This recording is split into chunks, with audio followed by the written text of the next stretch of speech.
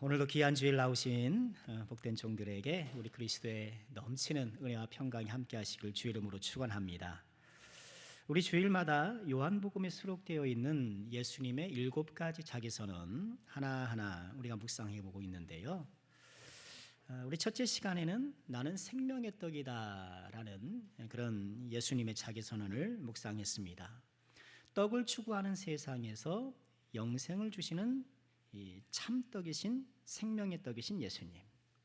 우리가 음식을 먹을 때, 떡을 먹을 때 그 음식이 내 몸에 녹아들어 나와 함께 되는 것처럼 생명의 떡이신 예수님을 먹을 때, 믿을 때 그 예수님과 하나 되어 영원한 생명을 얻게 된다 말씀을 살펴보았고요. 두 번째 에고의 의미는 나는 세상의 빛이다 라는 예수님의 말씀이었죠. 초막절 등불 행사 기억하시나요? 등불 기둥을 세워놓고 그 불빛 아래서 주님의 구원을 즐거워하며 춤을 췄던 그 등불 행사. 출애굽 광야 시절 이스라엘의 불기둥을 따라 구원을 받았던 것처럼 광야 인생을 살아가는 우리들이 빛 대신 예수님을 따라야 한다. 빛처럼 반짝이는 이 가짜 빛들이 우리 주변에 있는데 그런 가짜 빛에서 돌아서고 어둠의 일을 벗어버리고 진실한 사람이 되어 주님을 따르자 같이 묵상했었지요. 지난 시간 세 번째 에고의 의미는 무엇이었나요? 나는 양의 문이다. 하나님 나라에 들어가는 유일한 문이신 예수님. 그 문으로 들어갈 때 우리는 구원을 받고 들어가며 나가며 꼴을 얻고 생명을 얻고 더욱 풍성히 얻게 된다. 자, 이렇게 예수님의 에고의 의미 자기 선언을 묵상했는데요. 자, 오늘은 네 번째 에고의 의미로서 나는 선한 목자라는 예수님의 자기 선언입니다. 이 나는 선한 목자라는 예수님의 자기 선언 아래서 한 세 가지를 함께 묵상해 보고 싶은데요. 먼저는요, 나는 선한 목자라는 예수님의 이 자기 선언은 우리가 예수님의 양이라는 것을 전제해요. 양의 영성, 나는 양이라는 이런 자기 인식을 갖고 있을 때 선한 목자를 만날 수가 있는 것입니다. 선한 목자가 베풀어 주시는 다양한 그 혜택을 누리려면 내가 양이라는 것을 먼저 인정해야 해요. 그럼 양이라는 것, 내가 양이라는 것을 인정한다는 것은 무엇일까요? 저는 그것을 자구책이 없는 의존적 존재다, 이런 뜻이라고 적용하고 싶습니다. 자구책이 없는 의존적 존재. 양은 그렇거든요.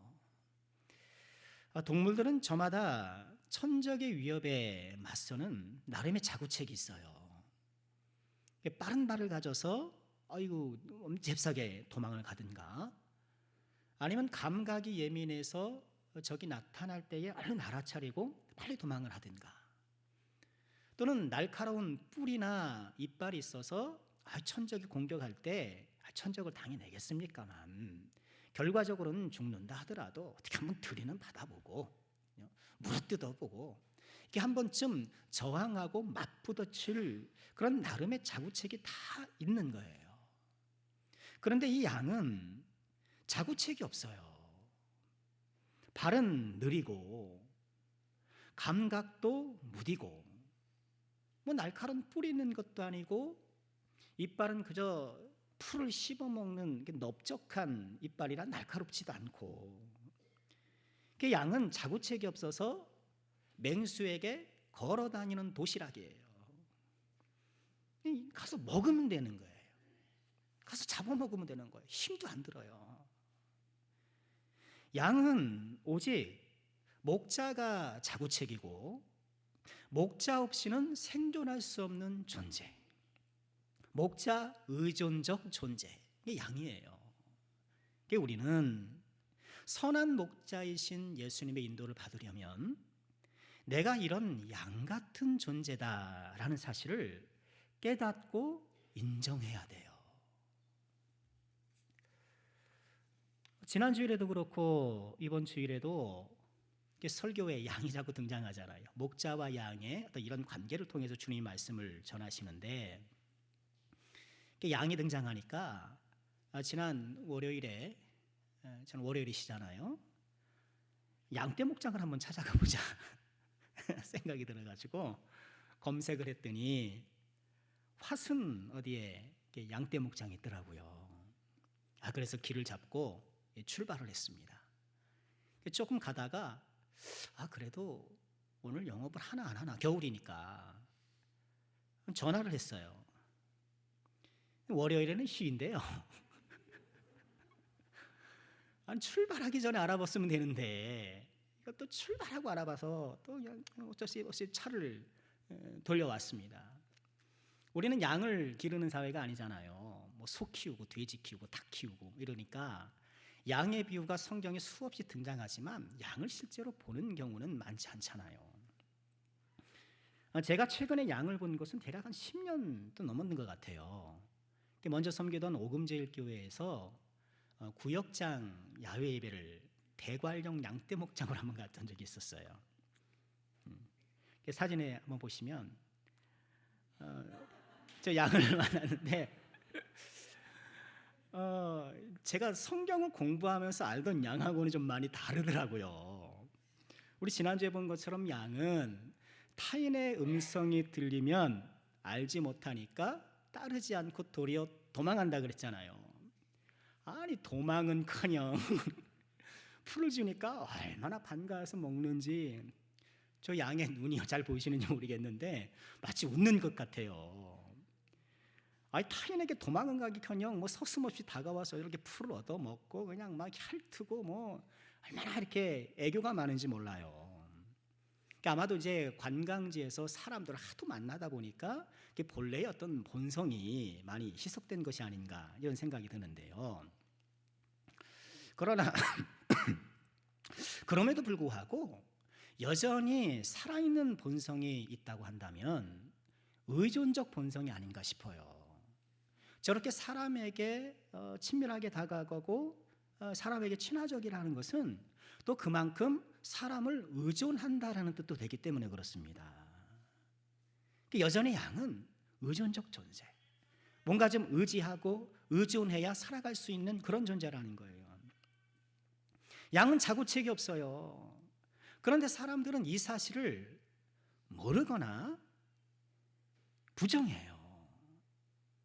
우리를 양으로 규정하시지만 본인은 양이 아니라고 생각해요. 내가 사자 호랑이지 내가. 또는 사자 호랑이는 아니어도 적어도 내가 표범쯤은 되지. 내가 그래도 배운 게 있고 경험이 있고 내가 그래도 이렇게 읽은 게 있는데 나는 표범쯤은 될 거야. 주님은 우리를 양이라고 규정하는데 내 학식이 됐든 경험이 됐든 기술이 됐든 무엇이 됐든 자기 자원을 돌아보면서 나는 양이 아니요 뭔가 그 이상의 존재로 착각하기 쉽다는 거예요. 그런 자기 자원으로 자기 능력으로 인생을 헤쳐나갈 수 있다고 생각하고 그래야 한다고 생각하고 뭔가를 의존한다는 것은 나약한 것이고 그래서는 안 되는 것처럼 생각하는 사람들이 많다는 거예요.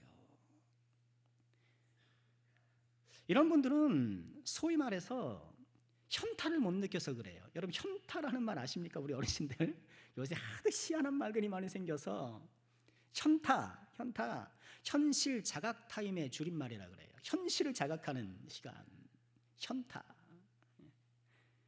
초등학교 다닐 때는 다 자기가 서울대학교 가는 줄 알아요.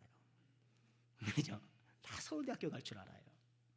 중학교 올라가면 그래도 내가 인서울은 하겠지 라고 생각하는데 고등학교 올라가서 첫 모의고사를 보면 현타가 오는 거예요. 신학하는 분들은요 처음 신학교에 들어가면 다 자기가 사랑교회 담임 목사일 줄 알아요. 대형교회 담임 목사일 줄 알아요. 그러나 시간이 지나면서 현타가 오는 거예요. 현실을 자각하게 되는 거예요. 여러분 우리 인생을 살아가면서도 이런 현타가 필요해요. 현실을 자각하는 것. 어떤 현실? 나는 자구책이 없는 양이요 의존적 존재라는 이 현타를 강하게 느껴야 돼요. 이런 현타를 예수님의 산상수훈의 용어로 표현하자면 심령이 가난한 자예요. 우리 새벽에 요즘 마태복음 묵상하고 있지 않습니까? 심령이 가난한 자는 복이 있나니 천국이 저희 것이다. 마태복음 5장 3절에 말씀을 하셨는데, 심령이 가난한 것이 뭔가요? 심령이 가난한 것은 내 힘과 내 능력으로 할 수 없다라는 것을 아는 이 가난한 마음을 갖는 거예요. 이 심령이 가난한 자가 하나님의 나라를 보게 된다는 거예요. 왜 우리가 하나님의 나라를 못 봅니까? 하나님의 역사를 못 보고 하나님을 볼 수 없는 것, 내 인생에 하나님이 보이지 않는 이유가 뭘까요? 우리 하나님을 뭐 육안으로 본다 이런 뜻이 아니잖아요. 믿음으로 감각적으로 내가 하나님을 느끼고 하나님과 동의할 수 없는 것은 내가 부유해서 그래요. 심령이 가난하지 않고 심령이 부유했기 때문에 하나님이 필요하지 않은 거예요. 하나님이 간절하지 않은 거예요. 심령이 부유하니까 스스로 갖추고 있다고 생각을 하니까. 여러분, 예수님의 팔복의 말씀 중에 심령이 가난한 것을 첫 번째 복으로 말씀하신 이유가 있지 않겠습니까? 심령이 가난해야 두 번째 복, 세 번째 복, 네 번째 복도 이어지는 거거든요. 선한 목자이다, 나는 선한 목자라는 예수님의 선언 앞에서 우리는 내가 자구책이 없고 의존적 존재라는 것을 인정하고, 그것이 우리가 겸손하게 주님을 따르는 첫걸음이 되는 거예요. 자구책이 없는 의존적 존재라는 것을 인정할 때에 선한 목자를 만날 준비가 된 것입니다. 자, 오늘 말씀을 통해 우리에게 주시는 두 번째 교훈은요, 우리를 위한 선한 목자가 있다는 거예요. 자구책이 없는 의존적 존재에게 나를 인도해주는 이 선한 목자가 있다는 것만큼 기쁜 복음이 있겠습니까? 여러분, 이것이야말로 복음이죠. 특별히 예수님은 자신을 선한 목자라고 선언하시면서 거듭해서 무슨 말씀을 하시나요? 양들을 위하여 목숨을 버린다라고 말씀을 하셔요. 11절에 나는 선한 목자라, 선한 목자는 양들을 위하여 목숨을 버린다. 15절에도 말씀하시죠. 나는 양을 위하여 목숨을 버리노라. 여러분, 수없이 말씀드리죠. 반복은 뭐다? 반복은 강조다. 지금 주님께서 나는 선한 목자라고 선언하시는 이 내용 가운데에 강조하시는 부분이 무엇인가? 나는 양들을 위하여 목숨을 버린다는 거예요. 이건 뭐 허세 부리는 게 아니잖아요. 이건 멋있어 보이려고 하는 말씀이 아니고, 예수님은 이 말씀대로 양들을 위해서, 우리를 위해서 목숨을 버리셨죠. 이 말씀 가운데 목숨을 버리셨다라는 이런 장렬한 말씀도 귀하지만, 양을 위하여, 나를 위하여라는 말씀이 또 얼마나 귀하고 감사합니까? 나를 위하여. 여러분, 이 세상에 나를 위하는 사람이 얼마나 되나요? 여러분, 주변을 둘러보시고 한번 생각해 보셔요. 나를 그렇게 위해 주는 사람이 있는가? 그럼 남편이 그렇게 나를 위해 줍니까? 그나마 좀 나을 수 있겠지만, 배우자가 나를 그렇게 위해 줍니까? 남들보다는 나을 수 있겠지만 때로는 남들보다 더 힘들게 하는 경우도 얼마나 많아요. 배우자 잘못 만나서 내가 이 남자 만나는 바람에, 내가 이 여자 만나는 바람에 내 인생이 이렇게 됐어 하면서 가장 나에게 힘이 되고 나를 위해 줄 그 사람이 나를 가장 힘들게 하는 경우도 솔찬히 보게 되잖아요. 회사가 나를 위해 줍니까? 직장 상사가 나를 위해 줍니까? 여러분, 우리가 이 거친 세상을 살아가면서 나를 위해 주는 한 사람 만나기가 너무너무 힘들어요. 근데 우리 예수님께서 뭐라고 말씀하시는가요? 나는 양을 위하여, 너희를 위하여, 너를 위하여 목숨을 버리노라. 얼마나 감사한 일입니까? 모두 다 자기 살기 바쁘잖아요. 그죠? 지금은 내 애들 바쁘고 좀 나 살기도 바쁜데 뭘 누구를 위하고 그건 한간 노릇이라고 생각하는 거죠. 선한 목자이신 예수님께서 나를 위하시는 분. 또 우리는 어떻게 좀 남을 위해서 뭔가 좀 해볼 때가 있잖아요. 의욕적으로 해보지만 또 형편이 여의치 않으면 물러서잖아요. 언제나 남을 위할 수는 없잖아요, 우리가.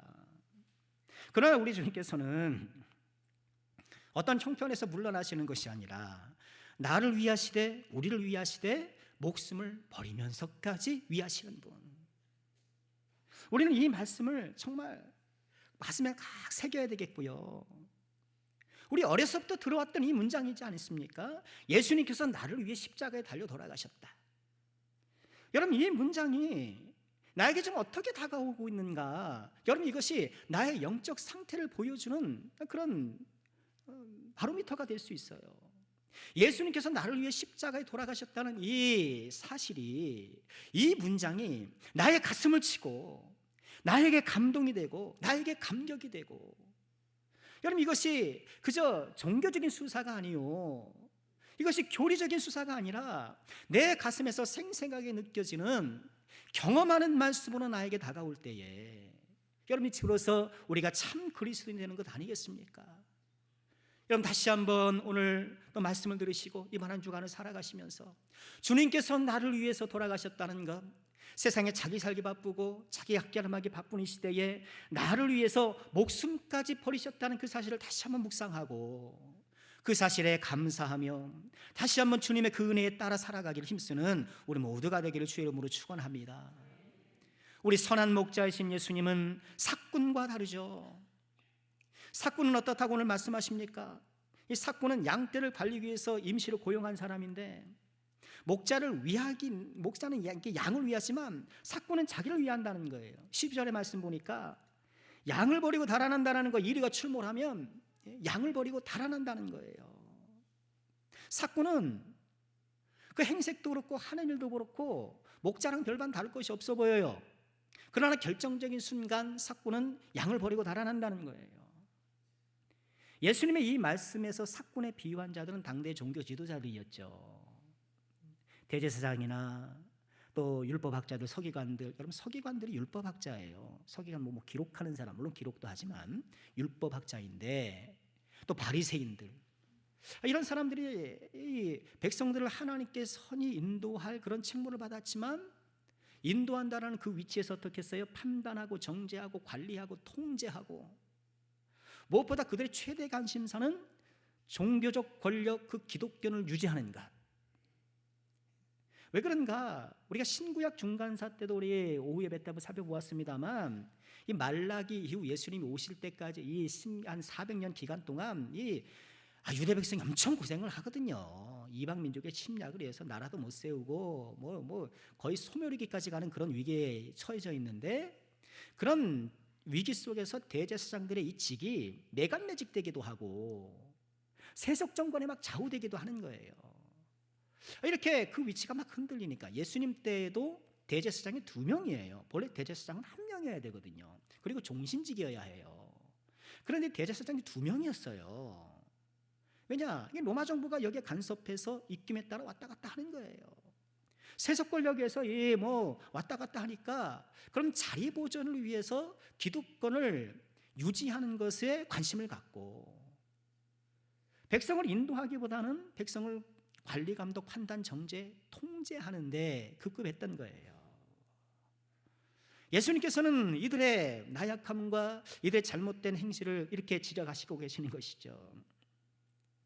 여러분, 말씀처럼 목자처럼 보이지만 삭군에 불과한 것들이 우리 주변에 얼마나 많은가. 목자의 행색으로 목자의 역할을 하면서 우리를 푸른 초장과 쉴만한 물가로 인도해 줄 것처럼 보이지만, 사망의 음침한 골짜기에 다다랐을 때에 삭군임을 드러내고 탈환하는, 이리가 출몰할 때, 이리는 뭔가 사망이 다가오는 거죠. 죽음이 다가올 때, 고난이 다가올 때에 우리를 외면하고 달아나는 이 삭군들이 얼마나 많은가. 나도 모르게 우리는 돈이 목자인 줄 따라가잖아요. 돈이 많으면 내 인생이 푸른 초장과 쉴만한 물가로 쫙 펼쳐질 거야, 그렇게 기대하지 않습니까? 어떤 분이 그러시더라고요. 하나님 다음으로 건강 다음으로 돈이 좋다. 돈의 위력이에요. 돈이 나를 푸른 초장과 쉴만한 물가로 인도해 줄 거라고 생각하지만, 이리가 출몰할 때, 죽음이 나에게 다가올 때 아무 소용이 못 써요. 재벌이나 가난한 사람이나 배운 사람이나 못 배운 사람이나 환자 복이 보면 다 똑같아요. 다 똑같아요.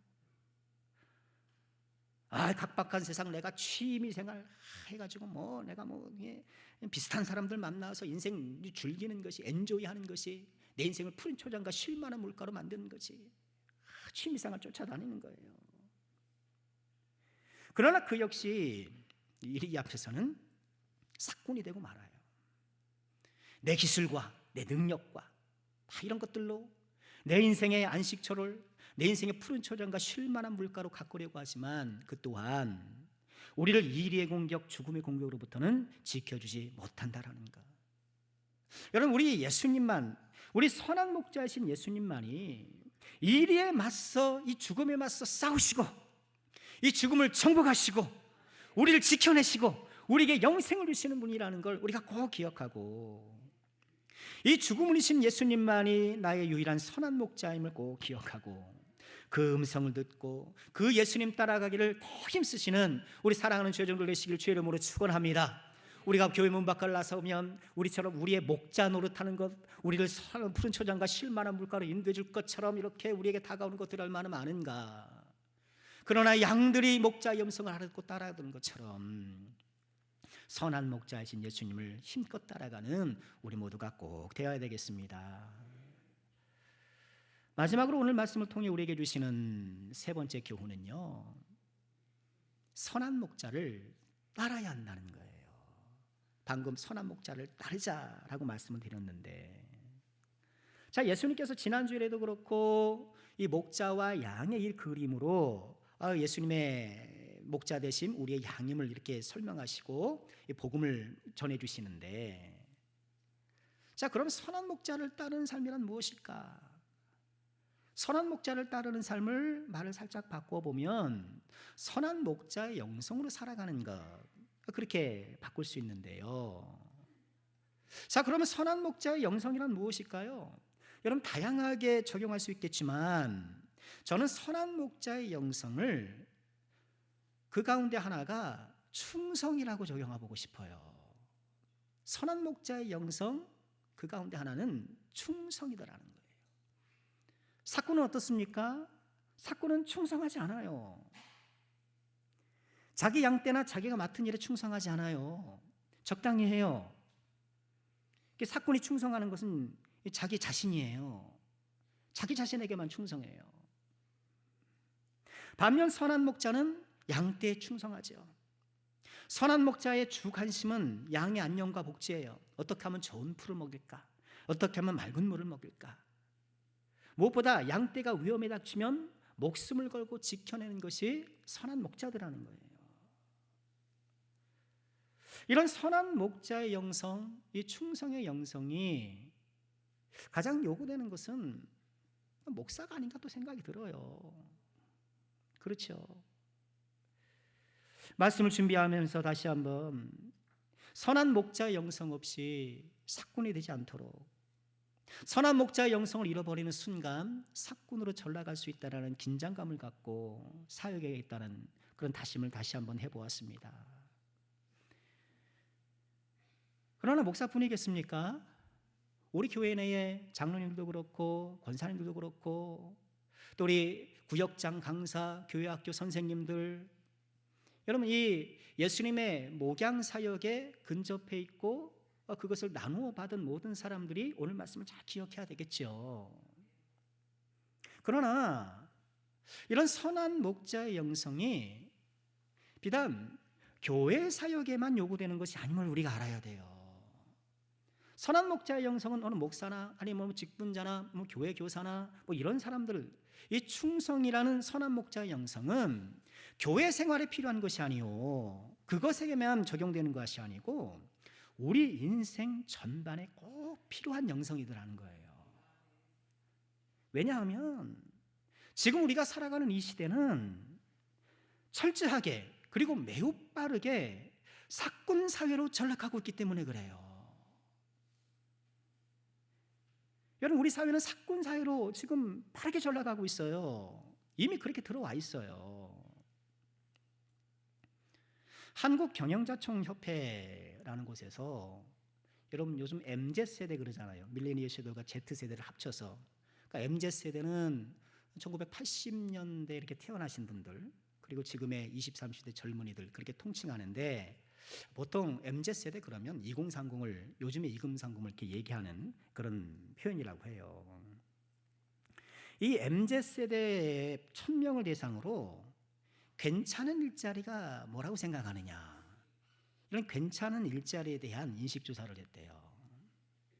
그 조사를 보면 조사 결과 66.5%가 일과 삶의 균형이 맞춰지는 일자리, 워라밸, 워크와 라이프의 밸런스, 워라밸이 중요하다. 일과 삶의 균형이 맞춰진 일자리가 최고다. 43.3%가 공정한 보상이 이루어져야 한다. 30.8%가 복지제도가 잘 된 일자리, 25.9%가 회사 분위기가 수평적이고 자유로운 일자리라고 대답했다는 거예요. 정년이 보장되고 오래 일할 수 있는 일자리를 꼽은 비율은 14%에 불과해요. 여러분, 이전에는 직장을 고를 때 연봉 생각하고, 그죠? 연봉 생각하고, 특별히 얼마나 일을 오래 지속할 수 있을까, 여기에 초점을 많이 두고 있었잖아요. 그런데 요즘 젊은이들은 생각이 점점 바뀌더라는 거예요. 저의 관심을 끌었던 대목은 저 표에는 있지 않지만, 일자리에 예상 근속 기간을 묻는 질문이 있어요. 당신이 이렇게 취업을 하게 된다면 몇 년 동안 있을 것으로 예상하냐, 이렇게 생각하는 거예요. 10년 이내라는 답변이 35.1%예요. 그러니까 내가 잘하면 10년은 있을 수 있다, 이렇게 생각하는 사람이 가장 많더라는 거예요. 그러니까 오래 있을 생각을 별로 못하는 거예요. 못한다고 말씀을 드렸어요. 평생 직장이라는 말은 이제 옛말이든지 오래되고요, 실제로 젊은이들 가운데는 이중률이 많이 높죠. 제가 워라밸을 추구하면 안 된다는 말씀을 드리고 싶은 것이 결코 아닙니다. 또 이직을 하면 안 된다, 그렇지 않아요. 나에게 기회가 주어지고 내 역량을 발휘할 또 다른 기회가 생기면 또 옮겨갈 수 있죠, 당연히. 그러나 이런 인식 저변에는 한 직장에 충성하거나 한 가지 일에 충성하는 것이 별로 의미 없다는, 충성에 대한 경시, 충성에 대한 이 가치 없는 치부가 깔려 있다고 보는 거예요. 여러분, 오해하지 마십시오. 여러분, 충성은 직원만 하는 게 아니에요. 오너 역시 직원에게 충성해야 되는 것입니다. 함께 일하는 사람, 동역자로 인식하고 존중하고 즐겁게 일할 수 있도록 환경을 조성해주고 함께 가야죠. 성경적 이 직업관을 보면 오너나 이 직원이나 함께 하나님의 말씀 앞에서 충성해야 하는 거예요. 에베소 6장 9절에 이렇게 말씀을 하시죠. 상전들아, 너희도 그들에게 이와 같이 위협을 그치라. 이는 그들과 너희 상전이 하늘에 계시고 그들에게는 사람을 외모로 취하는 일이 없는 줄 너희가 알미라. 상전들이, 오너들이 어떤 자세로 직원들을 대하는 거, 위협하면 안 된다는 거예요. 위협만 협박을 얘기하겠습니까? 그들에게 불이익을 주고 그를 힘들게 하고 어렵게 하고. 여러분, 크리스찬 오너들이 그러면 안 돼요. 오래전부터 직원을 언제든지 갈아치울 수 있는 부속처럼 여겨오고 있잖아요. 때가 되면 가차없이 나가잖아요. 여러분, 대학 졸업해서 직장 가면 얼마나 다녀요. 다 우리가 경험하고 있는 것 아니겠습니까? 그러니 젊은이들이 10년 다니면 잘 다닌다고 생각하고 있는 거예요. 10년 다니면 잘 다닌다고 생각을 하는 것이고, 여러분, 사꾼처럼 대우하면 사꾼이 되는 거예요. 왜 우리 사회가 사꾼 사회가 되는가? 사람을 사꾼으로 대우하기 때문에 그런 거예요. 요즘 집집마다 개 키우지 않습니까? 개를 사람 취급하니까 어떻게 지가 사람인 줄 알잖아요. 지금 사람인 줄 알아요. 예? 강아지도 초등학교 가고, 그죠? 예. 자기가 사람인 줄 알아요. 여러분, 사꾼 취급하니까 사꾼이 되는 거예요. 이런 분위기를 익히 아니까 젊은이들이 상처받지 않으려고, 손해받지 않으려고 충성하지 않는 거예요. 충성은 시대에 뒤떨어진 낡은 생각이라고 생각하고 바보 같은 생각이라고 추론하는 거예요. 심지어는 자신을 곤경에 처하게 하는 위험한 생각으로까지 취급하고 있는 거예요. 회사의 충성? 여러분 이런 말하면 꼰대 소리 듣습니다. 목사님 맨날 교회에서 아무것도 모르네. 뭐 충성한다고요? 왜 그래야고 되묻는 거예요. 왜 그래야 되는데요? 상처받지 않을 만큼, 손해보지 않을 만큼, 회사가 나를 대해주는 만큼만 나를 하겠다는 거예요. 우리 자녀들이 그렇게 가르쳤잖아요. 자녀들에게 우리가 그렇게 얘기할 때가 많이 있잖아요. 야, 너 그렇게만 해. 뭘. 우리도 그렇게 가르치잖아요. 선한 목자의 영성이 충성에 천시받는 이 시대에 우리 그리스도의 제자들은 선한 목자의 영성으로 오히려 충성하는 사람이 되어야 되는 것이 아니겠는가. 우리 크리스찬 오너들은 직원들에게 충성해야 될 말씀드린 것처럼 정말 사람 귀한 줄 알고 끝까지 함께할 사람으로 여기고 직원들이 찍었고 또 보람되게 일할 수 있도록 그렇게 지원해주고 또 우리 직원은 자기 회사를 사랑하고 아끼는 사람이 되어야 돼요. 골로새 3장 2절 22절 말씀 보면 종들아 모든 일에 육신의 상전들에게 순종하되 사람을 기쁘게 하는 자같이 눈가림만 하지 말고 오직 주를 두려워하여 성실한 마음으로 하라. 이 시대는 신분 사회라서 종이라고 말했잖아요. 우리가 종은 아닙니다만 더 좋은 기회가 있고 또 나의 매를 위해서 또 이직할 수 있죠. 당연히 성경은 종들에게 충성하라고 말씀하면서 또 뭐라고 말하면 자유할 기회가 있으면 자유하라고도 말씀하거든요. 그 상태가 탁 머무르고 거기에만 있어야 된다는 것은 결코 아니에요. 그러나 중요한 것은 내가 몸담고 있는 회사를 사랑하고 일을 사랑하고 함께 있는 사람을 사랑하고 존중하고 그래서 그리스도인들은 애사심도 가져야 돼요.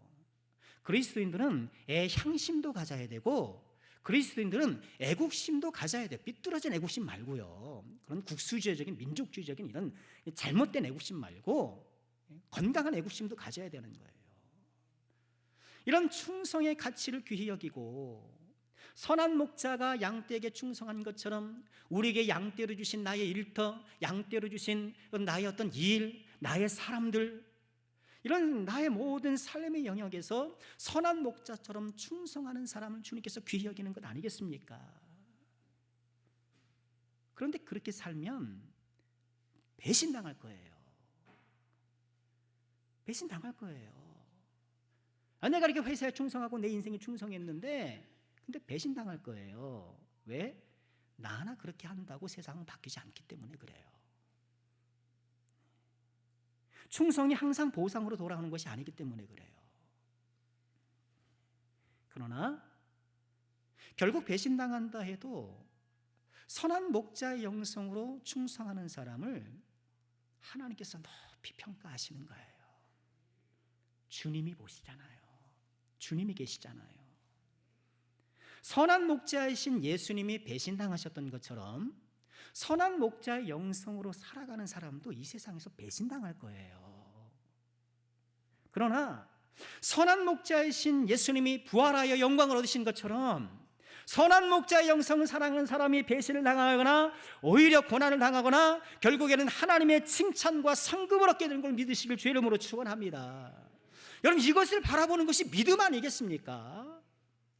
주님께서 나의 충성을 바라보시고 내가 이렇게 살아가는 나의 삶의 태도를 바라보시는 걸 주님께서 바라보신다는 것을 믿고 나아가는 것이 믿음이죠. 믿음이죠.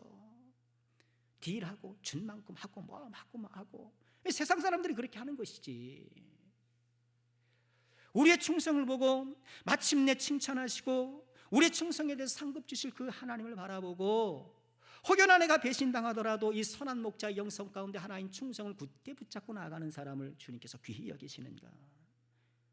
여러분 이것이 세상을 변화시키는 것 아닐까요? 세상의 소금과 빛, 여러분 내가 뭐 어떻게 할 건데요? 내가 어떻게 세상의 소금과 빛을 할 건데요?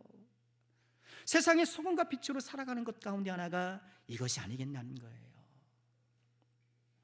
세상은 선한 목자의 영성을 비웃고 낡은 생각 취구하고 오직 자기 자신에게만 충성하는 이 사꾼 마인드로 살아가는 사람을 똑똑한 사람, 저 사람 그렇지 저렇게 살아야 돼 세상은.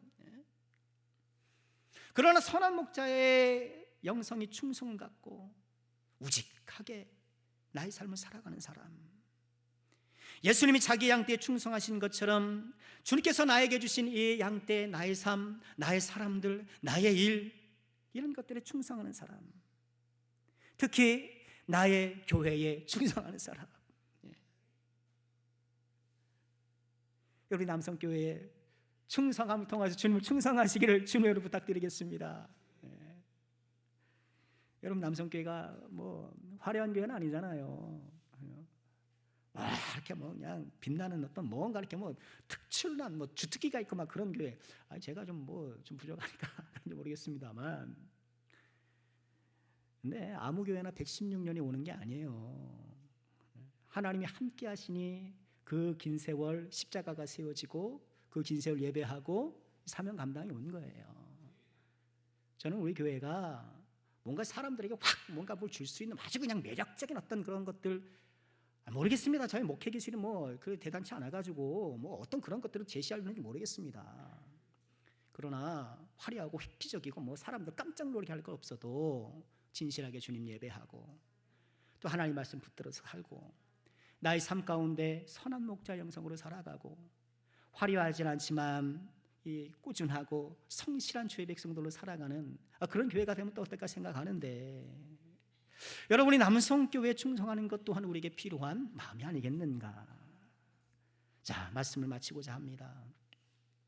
예수님은 나는 선한 목자라고 오늘 선언하고 계시는데, 선한 목자의 인도와 보호를 받으려면 내가 자구책이 없는 의존적 존재라는 것을 인정해야 하고, 이 자구책이 없는 양떼를 위해서 나에게 선한 목자가 계시다라는 것을 알고 그 예수님을 따라가고, 선한 목자 예수님을 바라보고 이 세상에 목자 신용하는 그런 사꾼들에게 속지 말고 오직 선한 목자 예수님만 따라가고, 선한 목자를 따라가되 선한 목자 영성 가운데 하나 충성을 마음에 새기고 따라가고, 충성을 낡은 것 취급하는 어리석은 것으로, 그래서 이 배신하는 이 시대에 우리는 충성된 선한 목자의 영성으로 살아가는 우리 모두가 되어야 되겠습니다. 언제나 선한 목자의 인도를 따라 축복의 길을 걸어가는 축복의 양떼, 우리 남성교회가 꼭 될 수 있기를 거듭 주의 이름으로 축원합니다.